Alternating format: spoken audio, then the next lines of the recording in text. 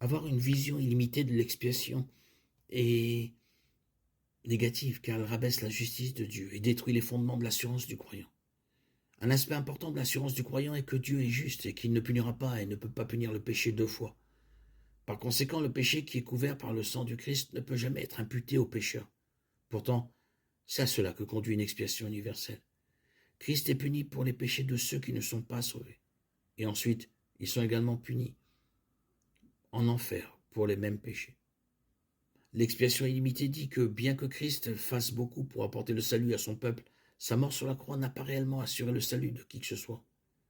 La mort de Christ n'est pas suffisante en elle-même pour sauver les perdus et pour que son œuvre expiatoire soit efficace.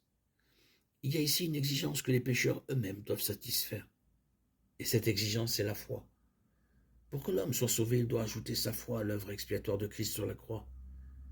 Par conséquent, l'efficacité de l'expiation est limitée par la foi de l'homme ou son manque de foi. D'un autre côté, l'expiation limitée croit que la mort et la résurrection de Christ assurent réellement le salut de son peuple.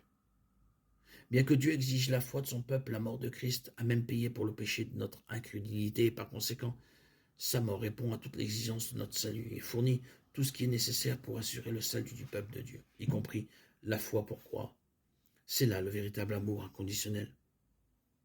Un salut qui est par la grâce seule, en Christ seul.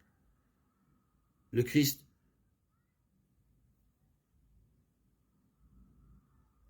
a été une expiation si suffisante qu'elle assure tout ce qui est nécessaire au salut, y compris la foi que Dieu nous donne de croire. Éphésiens 2:8. Car c'est par la grâce que vous êtes sauvés par le moyen de la foi. Et cela ne vient pas de vous, c'est le don de Dieu.